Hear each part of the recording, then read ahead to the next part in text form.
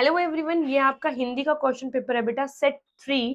इसकी आंसर की हम स्टार्ट करते हैं। सीबीएसई बोर्ड का ये पेपर है बेटा।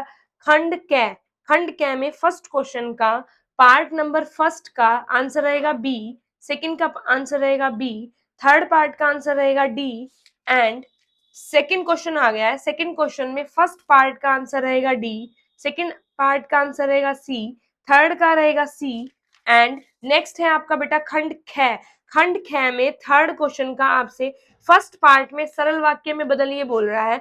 इस पूरे सेंटेंस के अंदर लेकिन को काट के इसलिए लगाना था और कंप्लीट सेम लिखना है। सेकंड पार्ट में आपसे रचना के आधार पर वाक्य का भेद पहचानने को कह रहा है, तो आपको बताना ये सरल वाक्य है आंसर। थर्ड क्वेश्चन में आश्रित उपवाक्य और भेद पूछता है, तो आश्रित उपवाक्य है जब हम कटाव के करीब आए तब, और भेद है बेटा क्रिया विशेषण।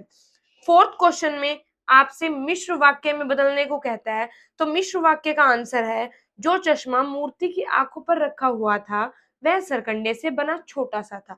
फिफ्थ क्वेश्चन में बेटा आपसे संयुक्त वाक्य में बदलने को कह रहा है, तो जीप रुकी और हादा साहब कूदकर बाहर निकले, ये आंसर रहेगा। क्वेश्चन नंबर फोर्थ में फर्स्ट जो पार्ट है इसमें भाववाच्य में बदलने को कह रहा है कि दादी माँ प्रतिदिन स्टेडियम में टहलती है, तो आंसर है दादी माँ द्वारा प्रतिदिन स्टेडियम में टहला जाता है। सेकंड पार्ट में कर्म वाच्य में बदलिए, सभापति द्वारा कलाकार को पुरस्कार दिया गया। थर्ड पार्ट में आपसे पूछा जा रहा है वाच्य को पहचान कर उसका भेद लिखना है, तो आपको बताना है कर्म वाच्य is right answer. Fourth question में कर्म वाच्य में बदलना है इस सेंटेंस को, तो आंसर रहेगा पतोहू ने खाना दिया। फिफ्थ क्वेश्चन में वाच्य को पहचान कर भेद लिखना है, वाच्य में जो भेद है वो है बेटा भाव वाच्य। नेक्स्ट क्वेश्चन में आ जाओ, क्वेश्चन नंबर फिफ्थ में आपको पद परिचय पर आधारित 5 प्रश्नों के आंसर देने थे और सब कुछ डिटेल में बताना है इसका। तो फर्स्ट में आंसर है ढेर, विशेषण, संख्यावाचक, अनिश्चित, पुल्लिंग, बहुवचन, पौधे, विषय का विशेषण, ये सब आपको इसके अंदर लिखना था राइट आंसर में।